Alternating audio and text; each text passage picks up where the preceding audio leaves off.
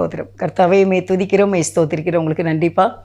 இந்த நாளுக்காக நன்றிப்பா. இந்த செய்தியை கேட்கிற தம்முடைய பிள்ளைகள் ஒவ்வொருவரையும் நீர் ஆசீர்வதிக்கணும். ஆண்டவரே, உங்களுக்காக நின்று இந்த வார்த்தையை கொடுக்க தந்த கிருபைக்கு நன்றி ஏசப்பா. ஏசப்பா, டிவிலையும் யூடியூப்லேயும் பார்க்குற ஒவ்வொரு உங்களுடைய பிள்ளைகளையும் கர்த்தர் தாமே ஆசீர்வதிக்கும்படி ஜெபிக்கிறேன். அடிமையை தாழ்த்தி ஒப்புவிடுகிறேன். இந்த 30 நிமிடங்கள் கர்த்தாவே உம்முடைய வார்த்தை உம்முடைய பிள்ளைகளுக்கு வல்லமையாக செயல்பட வேண்டும். நீர் கிருபை செய்ய வேண்டும். தாழ்த்தி கொடுக்கிறேன். இந்த கிராஸ் டிவி ஊழியத்தை ஆசீர்வதிங்க. இயேசுவின் நாமத்தில் வேண்டிக் கொள்கிறேன், ஜீவனுள்ள நல்ல பிதாவே, ஆமென். கர்த்தருக்கு ஸ்தோத்திரம். இன்றைக்கு உங்களுடைய மத்தியிலே தேவனுடைய வார்த்தையை கொடுக்க எனக்கு ஆண்டவர் கொடுத்த வாய்ப்புக்காக நான் தேவனை ஸ்தோத்திரிக்கிறேன். நாளில் உங்களுக்கு நான் ஒரு செய்தி கொடுக்குறேன். என்ன அப்படின்னா, ஆக்கினை தீர்ப்பு இல்லை. ஆக்கினைன்னா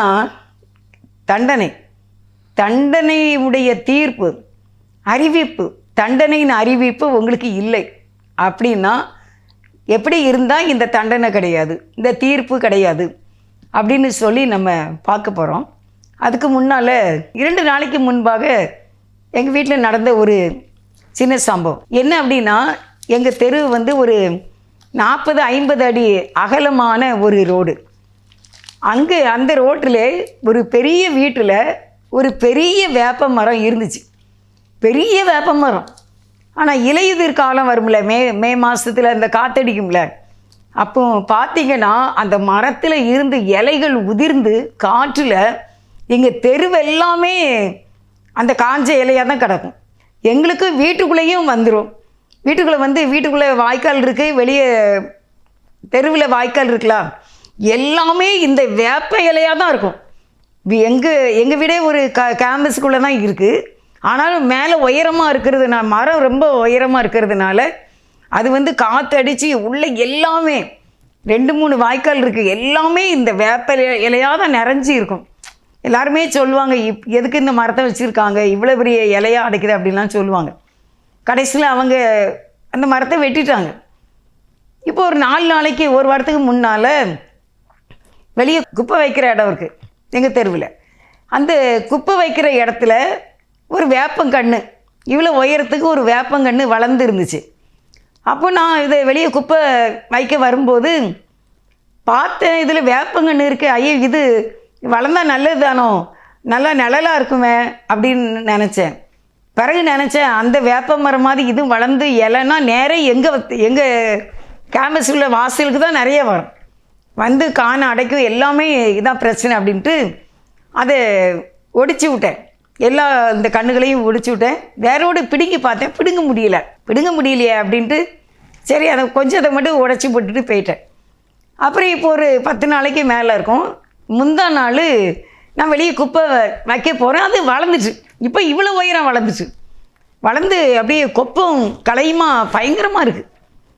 பார்த்தேன், என்னடா இது வளர்ந்துட்டு இன்னும் ஒரு வாரம் ஆகிட்டுனா நம்ம தலைக்கு வரைக்கும் வளர்ந்துரும் போலையே அப்படின்னு நினச்சிட்டு இந்த சைடில் உள்ள எல்லா களைகளையும் ஒடிச்சு விட்டேன். ஒடிச்சு விட்டாலும் அவ்வளவா இது இல்லை. அப்போ எனக்கு மனசு உள்ள இந்த செடியினுடைய வேறு ஆழமாக இருந்துச்சுன்னா, நீ என்னதான் இந்த சைடில் உள்ள கிளைகளை உடச்சி விட்டாலும் இது மரமாக தான் ஆகும். அதனால் வேரோட பிடுங்கினாதான் இது பிடுங்க முடியும். இந்த செடி வளராமல் இருக்கும். இல்லைன்னா கண்டிப்பாக இது வளர்ந்து சீக்கிரமாக மரமாயிரும் மடமடன். ஏன்னா எப்போவுமே தண்ணி யூஸ் பண்ணுற இடம், எல்லோரும் முத்தம் தெளிப்பாங்க. அந்த தண்ணிலாம் படுறதுனால டக்குன்னு வளர்ந்துடும். பூமியில் இருக்கலாம் வேறு அப்படின்னு நினச்சேன்னா, உடனே பார்த்தேன் நம்ம வேரோடு பிடுங்கி பார்ப்பேன் அப்படின்னு சொல்லிட்டு நான் பிடுங்குறேன். கண்ணுகளை சுற்றி இருக்கிற களையை உடைக்காமல் இது செடியை வேரோடு பிடுங்கி பார்க்க முடியல. அப்போ எனக்கு ஒரு வசனம் ஞாபகத்துக்கு வந்துச்சு. அந்த வசனத்தை சொல்கிறேன் பாருங்கள். லூக்கா 17வது அதிகாரம் 6வது வசனம். அதற்கு கர்த்தர், கடுகு விதையளவு விசுவாசம் உங்களுக்கு உண்டாயிருந்தால் நீங்கள் இந்த காட்டத்தி மரத்தை நோக்கி, நீ வேரோடு பிடுங்குண்டு கடலில் நடப்படுவாயாக என்று சொல்ல அது உனக்கு கீழ்ப்படியும். இது எனக்கு ரொம்ப டச்சிங்காகவே இருக்கும் அந்த வசனம். எப்போவுமே எனக்கு நிறைய காரியத்தில் நான் பார்த்துருக்கேன். வீட்டில் யாருக்காட்டு சரீரத்தில் பலவீனம் அந்த மாதிரி இப்படி வரும்போது உடனே நான் அந்த வசனத்தை ரொம்ப எனக்கு பிடிக்கும். எப்போவுமே இந்த வசனத்தினால நிறைய காரியம் எங்கள் வீட்டில் விடுதலை ஆகிருக்கு. பலவீனமாக இருக்கட்டும், வியாதியாக இருக்கட்டும், பண கஷ்டமாக இருக்கட்டும், கடையில் வியாபாரம் இல்லை, அப்படி எந்த மாதிரி வரும்போதெல்லாம் இதுக்கு தடையாக இருக்கிற வேரை நான் வேரோடு பிடுங்கி எடுக்கிறேன். ஏன்னா ஆண்டவர் என்ன சொல்கிறாங்க அப்படின்னா, நீ உனக்கு கடுகளவு விசுவாசம் இருந்தாலே போதும், நீ வேரோடு பிடுங்குண்டு கடலில் நடப்படுவாயாக என்று சொல்ல அது உனக்கு கீழ்ப்படியும் அப்படின்ட்டு இருக்கா. அது ரொம்ப எனக்கு டச்சிங் ஆகிட்டு, இந்த ரேமா அப்படின்னு சொல்லுவாங்க, நமக்கு நேராக கடந்து வர்றது. அதனால் நான் நிறைய நேரத்தில் ஸ்தோத்திரம் பண்ணுவேன், அப்புறம் ஜெபம் பண்ணி பார்ப்பேன், அப்புறம் பாட்டு படிப்பேன். திருப்பி கடைசியில் காட் எனக்கு இந்த வசனத்தை தான் கொண்டு வருவாங்க. ஏய், நீ கடுகளை விசுவாசம் இருந்தால் கூட நீ சொல்ல ஆகும்ல, அது உனக்கு கீழ்ப்படியும் இல்லை. இங்கே இருக்கிற தரையில் இருக்கிற வேர் இல்லை, சரீரத்தில் இருக்கிற வியாதியினுடைய வேர், அந்த வேர் கடலில் போய் கடலில் போய் அது அங்கே வேர் ஊண்டிடும் அப்படிங்கிறது ரொம்ப எனக்குள்ளே டச்சிங் ஆகும் பார்த்துக்கோங்க. அதை சொன்ன பிறகு ரிலீஃப் ஆயிரும். அதே மாதிரி எனக்கு இந்த தெருவில் நின்று இந்த செடியை பிடுங்கிட்டு இருக்கேன். பிடிக்கும்போது எனக்கு டக்குன்னு இது ஞாபகம் வந்துச்சு, இந்த வசனம் ஞாபகம் வந்துச்சு. பாருங்கள், தேவனுடைய வார்த்தை எவ்வளவு வலிமையுள்ளதாக இருக்குன்னு பாருங்கள். உடனே நானே எனக்கே 65-70 வயசுக்கு மேலே ஆகுது. அப்படியே நான் இந்த வசனத்தை சொன்னேன், நான் எனக்குள்ளே இப்பொழுது விசுவாசம் இருக்கின்றது, நான் இதை இப்பொழுது வேரோடு பிடுங்க போகின்றேன், இது வேரோடு என் கையில் வந்துவிட வேண்டும், இயேசுவின் நாமத்தில் கட்டளையிடுறேன் அப்படின்னு சொல்லிட்டு கையை கொடுத்து திருகி இப்படி பிடிச்சி இழுத்த பாருங்க. ஒரு கையால் தான் பிடிச்சி இழுத்தனா அப்படியே வேரோட அவ்வளோ இவ்வளோ உயரத்தில் உள்ள செடி வேரோடு பிடுங்கிட்டேன். ஏசப்பா கிருபையினால் வசனத்தின்படி பிடுங்கி தூர போட்டேன். ஆண்டவரே, உங்களுக்கு ரொம்ப நன்றி ஆண்டவரே. அடுத்த நாளே குப்பை வண்டியில் அது போயிடும். அப்போ நம்முடைய வாழ்க்கையில் வசனத்தை நம்ம யூஸ் பண்ணி பழகணும், அதை நம்ம பயன்படுத்தணும். பரலோகம் இதுக்கு நமக்கு ஆதரவாக இருக்கும், சப்போர்ட்டாக இருக்கும். இப்போ நீங்களாம் ஓட்டு போட்டீங்க, கடந்த நாளில் நம்ம ஓட்டு போட்டிருக்கோம். நீங்கள் யாரை செலக்ட் பண்ணிடுங்க, அதிகமாக மெஜாரிட்டியாக யார் செலக்ட் பண்ணுறாங்களோ அவங்க தலைவராக வருவாங்க. அதே போல தான் பரலோகம் இந்த வசனத்தை நம்ம எவ்வளவு அதிகமாக நம்ம செலக்ட் பண்ண பரலோகம் நமக்கு ஆதரவாக இருக்கும். அப்போ தேவன் நமக்கு ராஜாவாக இருக்கும்போது வாழ்க்கையில் எந்த பிரச்சனையுமே உங்களுக்கு பெர்மனெண்ட் கிடையாது. அதுக்காக இந்த சம்பவத்தை சொல்கிறேன். எனக்கு ரொம்ப ஆச்சரியம். நான் அப்படி பிடுங்கி போட்டுட்டு திரும்பி அப்படி பார்த்தேன், அப்படியே அது ஆழமான ஒரு குழியாக இருந்து செடி அப்படியே தலைகீழ கிடந்தது. இதே போல் தான் நம்முடைய வாழ்க்கையில் என்ன ஒரு கஷ்டம் நெருக்க வந்தாலும் நீங்கள் சொல்லுங்கள், நீ வேறு இருந்தால் தானே நீ எந்திப்ப, வேறு இருந்தால் தானே நீ முளைப்ப. அது சமாதான குலைச்சலாக இருக்கட்டும், அது கண்ணீராக இருக்கட்டும், அது வியாதியாக இருக்கட்டும், எந்த ஒரு பண கஷ்டமாக இருக்கட்டும், தொழில் நஷ்டமாக இருக்கட்டும், வேறு ஊண்டுனா தானே நீ மேலே செடியாக எங்களுக்கு கஷ்டத்தை கொடுப்ப அப்படின்னு சொல்லிட்டு இந்த வசனத்தை நீங்கள் பயன்படுத்துங்க. கண்டிப்பாக ஆண்டவர் உங்களுக்கு உதவி செய்வார். எனக்கு உதவி செய்து அதை வேரோடு அந்த மரத்தை பிடுங்கி போட்ட ஆண்டவர் உங்களுக்கு உதவி செய்ய வசனத்தின்படி கிரியை செய்ய வல்லவராக இருக்கிறார். இந்த செய்திக்கு தலைப்பு நான் என்ன கொடுக்க அப்படின்னா, ஆக்கினை தீர்ப்பு இல்லை. ஆக்கினை தீர்ப்பு இல்லை அப்படின்னா தண்டனை இல்லை. ரோமர் 8வது அதிகாரம் 1வது வசனம். ஆனபடியால் கிறிஸ்து இயேசுக்கு உட்பட்டவர்களாய் இருந்து மாம்சத்தின்படி நடவாமல் ஆவியின்படியே நடக்கின்றவர்களுக்கு ஆக்கினை தீர்ப்பு இல்லை. ஆவியின்படியே நடக்கிறவர்களுக்கு ஆக்கினை தீர்ப்பு இல்லை என்று வேதம் சொல்லுகிறது. அருமையானவர்களே, நாம் ஆவியின்படி, பரிசுத்த ஆவியின்படி நடக்கிறவர்களுக்கு ஆக்கினை தீர்ப்பு இல்லை. அப்போ நம்ம எப்படி நடக்கணும், இந்த பூமியில் வாழ்கிறதுக்கு பரிசுத்த ஆவியினாலே நாம் நடக்க வேண்டும் என்று வேதம் சொல்லுகிறது. 2 பேர் 3 பேர் நம்முடைய வாழ்க்கையிலே டச் ஆகுறாங்க. ஒன்று உலகம், இன்னொன்று பிசாசு, இன்னொன்று மாமிசம். 3 பேர் ஒரு மனிதனுடைய வாழ்க்கையில் நமக்கு எதிரியாக வருகின்றார்கள். உலகம் வருகின்றது, பிசாசு வருகின்றது, இன்னும் நம்முடைய மாமிசமும் நமக்கு எதிராக செயல்படுகின்றது. அப்போ இந்த 3 பேரையும் ஒரு தனிப்பட்ட மனிதனால் எதிர்க்க முடியாது. அதற்கு பரிசுத்த ஆவியானவர் நமக்கு தேவை. நம்முடைய சிந்தனைகளிலிருந்து நம்ம பாதுகாத்துக்குள்ள. சில பேர் அன்னைக்கு கூட ஒரு அக்கா சொன்னாங்க, மரண பயம் எப்போவுமே என்ன ஒரு பயம். 2 நாளைக்கு முன்னாலேயோ நேரத்தோ தெரியல, ஒரு பாப்பா பேசினா வேறு ஊரில் இருந்து ஃபோனில். அவள் சொல்கிறா, இப்போவே நீ செத்து போயிடுவ, உடனே ஆஸ்பத்திரிக்கு ஓடு, உன் மாப்பிள்ளையை கார் எடுக்க சொல்லு, உடனே ஓடு ஆஸ்பத்திரிக்கு அப்படின்னு வருது. அங்கே போனால் ஒன்றுமே இல்லை, எல்லாம் நார்மல். இந்த கள்ள சாத்தா இருக்கான்ல, அவன் தான் இப்படி அலக்கழிக்கிறது. ஆஸ்பத்திரி போ, கார் எடு, பணத்தை எடு. அங்கே போய் பார்த்தா ஒன்றும் இல்லை என்ன. ஆனால் வீட்டுக்கு வந்த பிறகு திருப்பியும் அதான் ஏதோ ஊசியை மாத்திரையை போட்டு கொடுக்குறாங்க. திருப்பி வந்த பிறகும் அதே பிரச்சனை தான். அப்போ நான் சொன்னேன், நீ பரிசுத்த ஆவியின்படி, பரிசுத்த ஆவியானவரை நீ எவ்வளோ அளவுக்கு நீ வேண்டிக் கொள்றியோ, அந்த அளவுக்கு கீழ்ப்படுறியோ, அந்த அளவுக்கு உனக்கு இந்த மரண பயம் என்ன செய்திரும் போயிடும். நிறைய பேருக்கு இந்த மாதிரி ஒரு பயம், எதில் ஒரு பயம். இந்த பயத்தை நீங்கள் மேற்கொள்ள உங்களுக்கு பரிசுத்த ஆவியானவர் தேவை. ஆவியானவர் இருக்கும்போது அவருடைய சத்தத்துக்கு நம்ம கீழ்ப்படிய வேண்டும். இப்போ இந்த 3 பேர் நம்ம எதுக்கிறார்கள். உலகம் எதுக்குது, பிசாசு எதுக்குது, நம்முடைய மாம்சம் நம்மளை எதுக்குது, நம்முடைய சுயம். நம்ம இந்த ஆங்காரம் வருது, நமக்கு கோபம் வந்துடுது, பொறாமை வந்துடுது, மற்றவங்க மேலே எரிச்சல் வருது. இதெல்லாம் ஒரு கரையாக நம்முடைய வாழ்க்கையில் கரையாக ஆகி ஆண்டவருக்குள்ளே உள்ள அந்த ப்ரெசன்ஸை நம்ம என்ன செய்கிறோம், இழக்கிறோம். அதனால் பரிசுத்த ஆவியானவருடைய படி நடக்கிறவர்களுக்கு நமக்கு தண்டனை கிடையாது, ஆக்கினை தீர்ப்பு இல்லை என்று வேதம் சொல்லுகிறது. அப்போ அதனால் நம்ம என்ன செய்யணும்னா, ஆவியானவரை நம்ம ரொம்ப வெல்கம் பண்ணணும், அவரோடு கூட நம்ம நடக்கணும், அவருடைய கமாண்டிங்க்கு நம்ம என்ன செய்யணும், நம்ம நல்லா கீழ்ப்படியணும். நான் உங்களுக்கு ஒரு வசனம் வாசிக்கிறேன். வெளிப்படுத்தல் 20வது அதிகாரம் 1-2 வசனம். ஒரு தூதன் பாதாளத்தின் திறவுகோலையும் பெரிய சங்கிலியையும் தன் கையிலே பிடித்து கொண்டு வானத்திலிருந்து இறங்கி வர கண்டேன். பிசாசன் என்னும் சாத்தான் என்றும் சொல்லப்பட்ட பழைய பாம்பாகிய வல்சர்ப்பத்தை அவன் பிடித்து அதை 1000 வருஷம் அளவும் கட்டி வைத்து அந்த 1000 வருஷம் நிறைவேறு வரைக்கும் அது ஜனங்களை மோசம் போகாதபடிக்கு அதை பாதாளத்திலே தள்ளி அடைத்து அதன் மேல் முத்திரை போட்டான். 2வது வசனத்தை சொல்ல, பிசாசு என்றும் சாத்தான் என்றும் சொல்லப்பட்ட பழைய பாம்பாகிய வலுசர்ப்பத்தை அவன் இந்த கள்ளப்பையலுக்கு எத்தனை பேர் பார்த்தீங்களா? ஆண்டவர் தெளிவாக நமக்கு அதை காட்டி கொடுக்கிறார், தெளிவாக சொல்லுகிறார். என்னது? பிசாசு. நம்ம சொல்லுவோம் பிசாசு. இயேசுவை என்ன செய்துச்சு? சோதிச்சுது பிசாசு. இன்னொரு பேர் என்னது அதுக்கு? சாத்தான். இவன் தான் பழைய பாம்பாகிய வலு சர்ப்பம். ஏவாள்கிட்ட போய் பேசிச்சு பார்த்தீங்களா, அந்த சர்ப்பம், அந்த வலு சர்ப்பம். அப்போ இவனும் அன்றைக்கு ஏவாள்கிட்ட பேசினான், ஏசப்பாடையும் போய் சோதித்தான். இன்றைக்கி நம்மையும் அவன் சோதிக்கிறான். உங்களுக்கு தெரியலையா? தெரியல. உங்களுக்கு ஏன் பொறாமை வருது? இது இவனுடைய வேலை தான். எப்படி சவுல் ராஜா தாவீது மேல் பொறாமை கொண்டதுனால நல்ல ஒரு தோழனை அவர் இழந்து விட்டான்.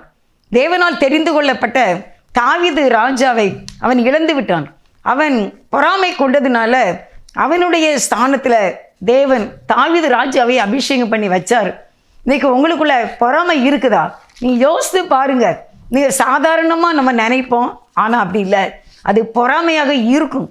அது எலும்புரிக்கு என்று சொல்லப்பட்டிருக்கிறது. அந்த இடத்துல நீங்கள் இருக்கிற ஒரு உயர்ந்த ஸ்தானத்தில் இருந்து நம்ம மற்றவங்க மேலே பொறாமைப்பட்டால் நீங்கள் இருக்கிற உயர்ந்த ஸ்தானம் இன்னொருவருக்கு கொடுக்கப்பட்டு விடும். அதான் சுயம் என்பது, நம்முடைய மாம்சம் என்பது. அது நமக்கு நிறைய ஆலோசனை கொடுக்கும், தவறான ஆலோசனை கொடுக்கும். அது தண்டைக்கு இஷ்டப்படி வாழ்கிறதுக்கு நினைக்கும், ஜென்ம பாவத்தில் பிறந்த நம்ம. அதனால் அதுக்கு பிறகு இந்த உலகமும் நம்மகிட்ட என்ன செய்யுது? சோதிக்குது. உலகமும் நம்மளோடு போராடுது, சினிமா போராடுது. பழைய பாவங்கள், எரிச்சல்கள், சமாதானத்தை குலைச்சலை உண்டு பண்ணக்கூடிய காரியங்கள், தேவையில்லாத வார்த்தைகள், கெட்ட வார்த்தைகள், கோல் சொல்லி கொடுக்கறது, மற்றவங்களை பெரியவங்களை ஏற்று பேசுகிறது, பிள்ளைகள் பெற்றோரை எதிர்த்து பேசுகிறார்கள், மனைவி கணவனை ஏற்று பேசுகிறார்கள். இப்படியெல்லாம் நிறைய நடக்குது. இதெல்லாம் யார் அப்படின்னா, இந்த உலகமும் இந்த பிசாசும் இந்த நம்முடைய மாம்சம் தான். இந்த 3 பேரையும் எதிர்க்கிறதுக்கு நம் தைரியம் உள்ளவர்களாக இருக்க வேண்டும், விசுவாசத்தோடு. அதுக்கு தான் பரிசுத்த ஆவியானவர் நமக்கு ஹெல்ப் பண்ணுறார். நான் ஒரு வசனம் உங்களுக்கு சொல்கிறேன் பாருங்க. நல்ல ஒரு அருமையான ஒரு வசனம். ரோமர் 5:5. மேலும் நமக்கு அருளப்பட்ட பரிசுத்த ஆவியினாலே தேவ அன்பு நம்முடைய இருதயங்களில் ஊற்றப்பட்டு இருக்கிறபடியால் அந்த நம்பிக்கை நம்மை வெட்கப்படுத்தாது. அந்த நம்பிக்கை நம்ம என்ன செய்யாது? வெட்கப்படுத்தாது. அப்போ என்ன அப்படின்னா, தேவனுடைய அன்பு நமக்குள்ள ஊற்றப்பட்டிருக்கிறபடியினால, பரிசுத்த ஆவியினாலே, மேலும் நமக்கு அருளப்பட்ட பரிசுத்த ஆவியினாலே தேவ அன்பு நம்முடைய இருதயங்களில் ஊற்றப்பட்டிருக்கிறபடியால் அந்த நம்பிக்கை நம்மை வெட்கப்படுத்தாது. அப்போ நமக்குள்ள தேவ அன்பு ஊற்றப்பட்டு இருக்கிறது. யாரால ஊற்றப்பட்டிருக்கிறது? பரிசுத்த ஆவியினாலே. பரிசுத்த ஆவியானவர் நமக்குள்ளே வரும் பொழுது இந்த தேவ அன்பு நமக்குள்ளே ஊற்றப்பட்டதுனால நம்ம இந்த உலகத்தையும் இந்த பிசாசையும் இந்த சாத்தானையும் நம்முடைய சுயம் என்னும் இந்த ஆளுகையையும் நாம் ஜெயிக்கலாம்.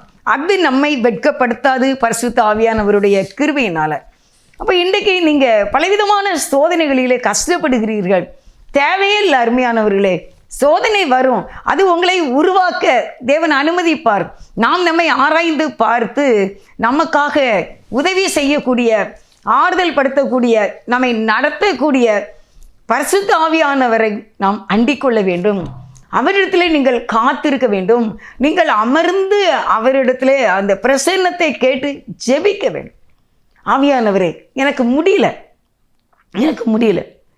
என்னால் முடியலப்பா. நீங்கள் மகன் வந்து சின்ன பிள்ளையில ஸ்கூலுக்கு அனுப்புவான், மருமக காலையிலே வேலைக்கு போயிடுவா. அதனால் நானும் என் பையனை தான் பிள்ளைங்களை நாங்கள் ஸ்கூலுக்கு கிளப்புவோம். அப்போ இத்தனை மணிக்குள்ளே பஸ்ஸு வந்துடும், ஒரு பிள்ளைக்கு ஆட்டோ வரும், ஒரு பிள்ளைக்கு கார் வரும். அதுக்குள்ளே லஞ்செலாம் எடுத்து வைக்கணும், காலை சாப்பாடு கொடுக்கணும், தலை கட்டணும், எல்லா வேலையும் முடிச்சுட்டு பேக் அரேஞ்ச் பண்ணணும், எல்லாம் பண்ணி கொடுத்து எல்லாம் முடித்த உடனே முடியலப்பா அப்படின்ட்டு தான் கீழே உட்கார்ற மாதிரி இருக்கும். ஏன்னா அவ்வளவு ஒரு கஷ்டமாக இருக்கும் குறிப்பிட்ட நேரத்துக்குள்ளே செயல்படுறது. அதே போல் தான் நீங்களும் இந்த உலகத்தில் எந்த விதமான சோதனைகளினால் மன சோர்வடைந்து முடியலை அப்படின்னு நீங்கள் சொல்கிறீங்க. ஆனால் தேவனுடைய ஆவியானவர் நமக்குள்ளே ஊற்றப்பட்டு இருக்கிறபடியினால் நீங்கள் அவரை நம்பி அவரை சேவிக்க வேண்டும். ஆவியினாலே நடத்தப்படுகிறவர்களுக்கு ஆக்கினை தீர்ப்பு இல்லை, அது பயங்கரமான தண்டனை. ஆதாம் ஏவாளை தேவன் வெளியே துரத்தி விட்டார். எப்படி இருந்திருக்கும், எவ்வளோ ஒரு கஷ்டம் பாருங்க. துரத்தி விடுறது, நம்ம ஒரு வீட்டுக்கு போகிறோம், இல்லை நீங்கள் போயிட்டு வாங்க நாளைக்கு வாங்க அப்படின்னு சொன்னால் நமக்கு எவ்வளோ கஷ்டமாக இருக்கும். ஏன் இவ்வளோ நேரத்துக்கு பிறகு வந்தீங்க அப்படின்னு நம்மளை கேட்டாங்கன்னா எப்படி இருக்கும் நமக்கு? எதுக்கு இப்போ வந்தீங்க அப்படின்னு கேட்டாங்கன்னா எப்படி இருக்கும்? எந்த வரவேற்புமே கொடுக்கல அப்படின்னா எப்படி இருக்கும்? அது கஷ்டம் இல்லையா? அதே போல் அன்றைக்கு இந்த பிசாசுக்கு அவங்க கீழ்ப்படிஞ்சதுனால தேவன் அவர்களை துரத்தினார்.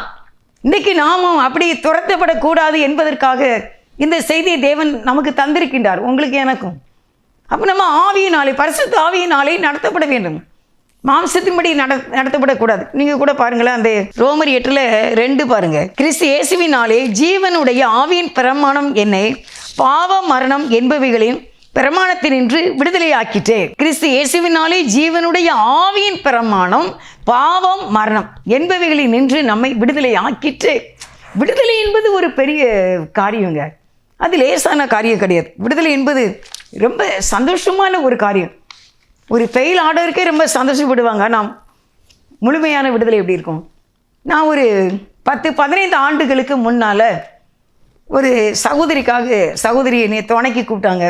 அதுக்காக நான் போயிருந்தேன் வேறு ஒரு ஊரில் நீதிமன்றத்துக்கு. அந்த நீதிமன்றத்திலே அங்கே ஏராளமான வக்கீல்கள் நின்றார்கள், கருப்பு கோட்டு போட்டிருந்தாங்க. அங்கே ஜட்ஜி உட்கார்ந்துருந்தாங்க. நானே கட்டையாக இருக்கேன், அவங்க என்னை விட கட்டையாக இருந்தாங்க, தலை மட்டும்தான் தெரிஞ்சுது. அங்கே பார்த்தீர்களானால் அவங்களுடைய வக்கீல் வந்து ஒவ்வொரு கேஸாக எடுத்து கொடுக்காங்க. அப்போ அந்த நாங்கள் நின்று பார்த்துக்கிட்டு இருக்கோம், கேஸை அதை ஃபைல் எடுத்து கொடுக்காங்க. அவங்க அப்படியே பார்க்குறாங்க, அப்படியே தூக்கி வீசுகிறாங்க, இப்படி எடுத்து தூக்கி வீசுகிறாங்க. அந்த வக்கீலுக்கு வாதாடக்கூட நேரம் இல்லை. நாங்களும் 1 மணி நேரமாக நின்னோம். என் கூட வந்தாங்களே, அவங்களுக்கு ஒரு சின்ன பிரச்சனை, ரொம்ப ஒன்றும் பெருசு கிடையாது, அதோட அது ஃபைனல், அதோட முடியுது, ஒன்றும் பிரச்சனை இல்லை. ஆனால் மற்றது நான் அப்படியே பார்த்துக்கிட்டு இருந்தேன். சரி இது என்ன தான் நடக்கு பார்க்கலாம் அப்படின்ட்டு. பார்த்தீங்கன்னா தூக்கி அப்படியே வக்கீல் கொண்டு கொடுக்காரு, பார்த்த உடனே தூக்கி வீசிடுறாங்க.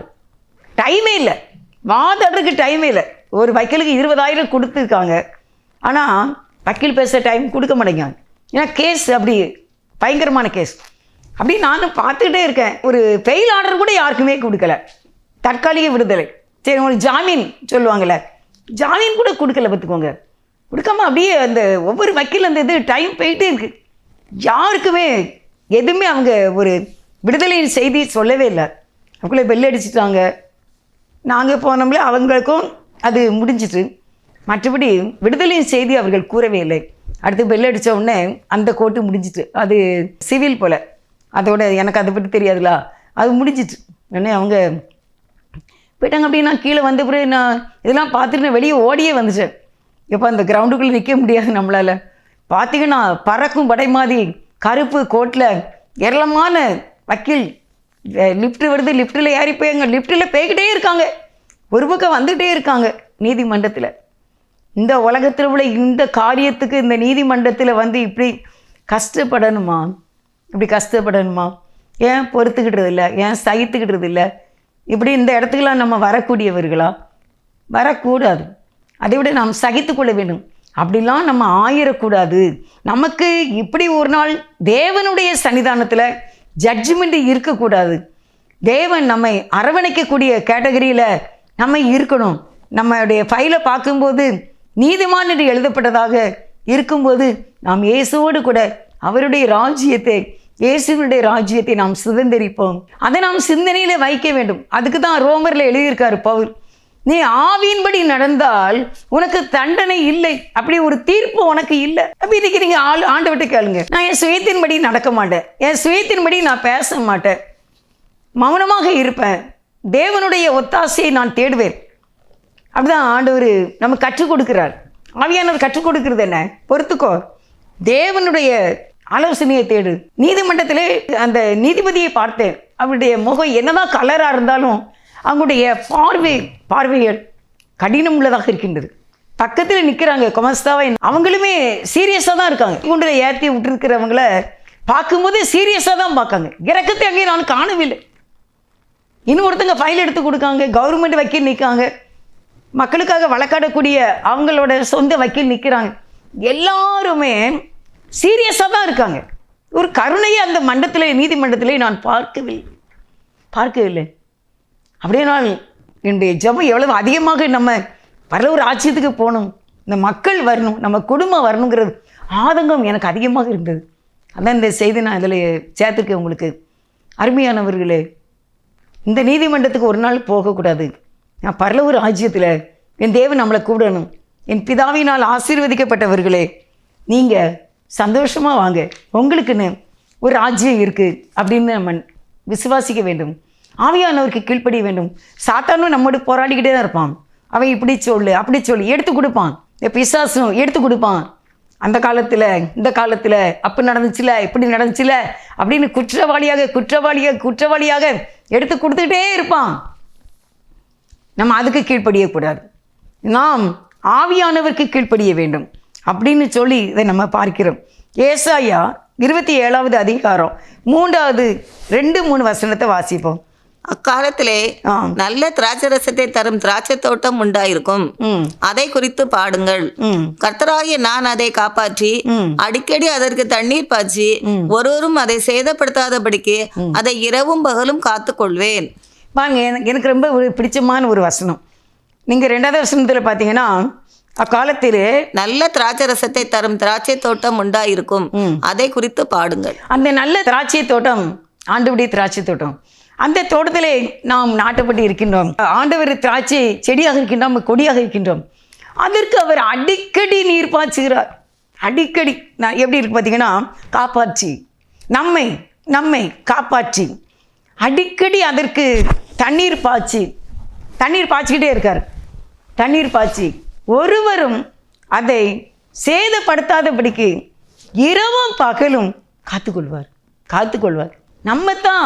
நம்ம தான் நல்ல ரசத்தை தரும்படிக்கு வைத்திருக்கின்றார்.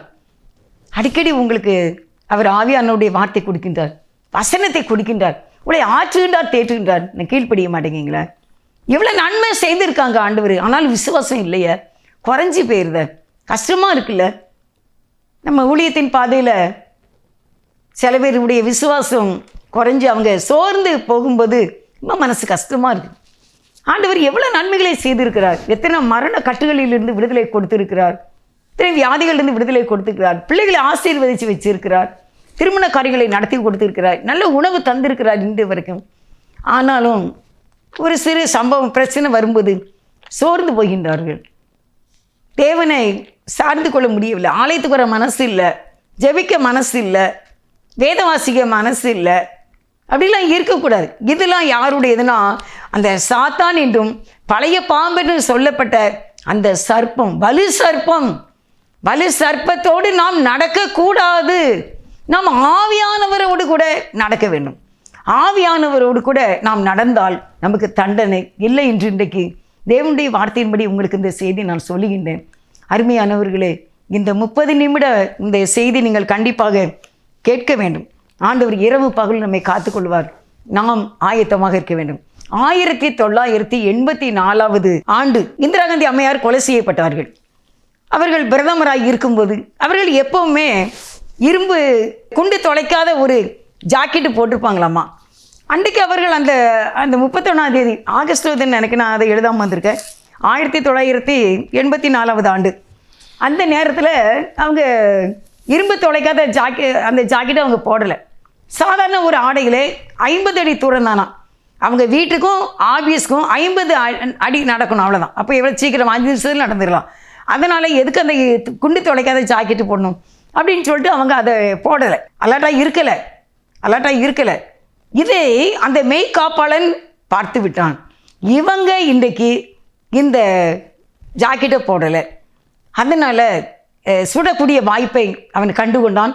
அவர்கள் அவனை விட்டு வெளியே வரும்போது உடனே தன்னுடைய அந்த துப்பாக்கி எடுத்து குண்டுகளை வயிற்றிலே பாய்ச்சினான். அப்படியே அவங்க கீழே விழும்போது கேட்குறாங்க, என்னப்பா பண்ணுற அப்படின்னு கேட்காங்க. கேட்கும்போது அவன் மீண்டுமாக அவங்களுடைய அந்த இருதயத்தில் மடமடன்னு 2-3 குண்டுகளை அவன் அங்கே ஆன் பண்ணி விட்டான். அந்த குண்டுகள் பாய்ச்சி விட்டு அவர்கள் கிளை சரிந்து விழுந்து விட்டார்கள். ஆனால் அந்த குண்டு தொலைக்காத இந்த ஜாக்கெட்டை அவங்க போட்டிருந்தாங்கன்னா அவங்க அன்றைக்கி இறந்துருக்க மாட்டாங்க. அதுக்கு அவங்க ஆயத்தமாக இல்லை. ஒருவேளை அவங்க மனசு சொல்லியிருக்கலாம்ல, அந்த ஜாக்கெட்டை நீ போட்டுக்கோ சொல்லியிருக்கலாம். அப்போ அவங்க என்ன நினச்சிருப்பாங்க, பக்கம்தானே, என்ன நடந்துரும், அப்படி இந்த 50 அடி தூரத்துக்குள்ளே என்ன நடந்துரும் அப்படின்னு அவங்க நினச்சிருக்கலாம். ஒருவேளை மனசாட்சி கூட பேசியிருந்திருக்கலாம், நமக்கு தெரியாது.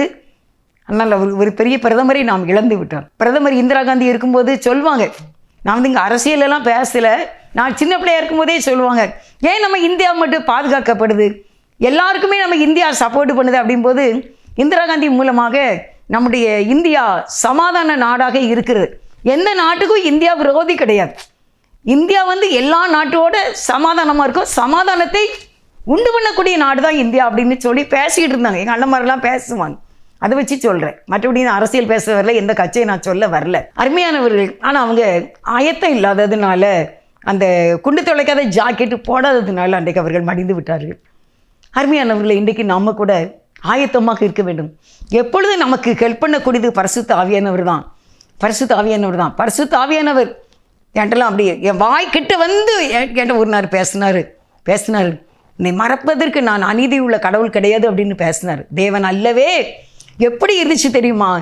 ஆவியானவர், நீங்கள் எவ்வளோ பெரிய சக்தி படைச்சவங்க. இந்த பாவி வீட்டுக்குள்ளே 22 நீளம், 7.5 அடி, என்னப்போ 8 அடி தான் அகலம், இந்த வீட்டுக்குள்ளே என்கிட்ட சொல்லிட்டீங்களப்பா. அன்னைக்கு நான் ஆண்டருக்காக எழும்பினேன். அப்புறம் அந்த கிராஸ் டிவியில் இந்த தேவனுடைய வார்த்தை கொடுக்க தேவன் என்னை கொண்டு வந்தார். அப்படிப்பட்ட ஆவியானவரோடு கூட நாம் நடக்க வேண்டும். நடந்தால் நமக்கு ஆக்கினை தீர்ப்பு இல்லை.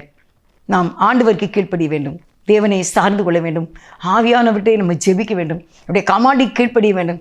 சிகரெட்டு ஊதாதன்னா ஊதாதீங்க, குடிக்கக்கூடாதுன்னா குடிக்காதீங்க, காமெடி பார்க்காதுன்னா பார்க்காதீங்க, வீணான செல்லில் காட்சிகளை பார்க்காதீர்கள், எல்லாரோடு கூட தேவையில்லாத வார்த்தைகளை பேசாதீர்கள், பெற்றோரை மதித்து கொள்ளுங்கள், கனம் பண்ணுங்கள். அதான் அதில் எல்லா ஆசீர்வாதம் இருக்குது. வாழ்நாள் நீடித்திருப்ப, நீ நல்லா இருப்ப, உனக்கு தீர்க்க ஆயுசு உண்டு, எல்லாமே பெற்றோரை கனம் பண்ணுறதுல தான். அது ஆவியானவருடைய கிருபை. அப்படியே நம்ம கீழ்ப்படியும் போது, ஆவியானவரோடு கூட நம்ம நடக்கும்போது நமக்கு ஆக்கினை தீர்ப்பில்லை. தேவன் நம்மை ஆசீர்வதிப்பார். நேசிக்கிற எங்கள் நல்ல தகப்பனே நமக்கு ஸ்தோத்திரப்பா. இன்றைக்கு எங்களோடு நீர் பேசின வார்த்தைக்காக ஸ்தோத்திரம். ஆவியானவரே, நாங்கள் உங்களோடு நடக்க எங்களுக்கு நீர் கிருபையை செய்திருக்கிறோம். எங்களுக்கு ஆக்கினை தீர்ப்பு இல்லாதபடி காத்துக்கொள்ளும். எங்களை தாழ்த்தி தருகிறோம். இந்த செய்தியை கேட்ட அனைவரையும் ஆசீர்வதி.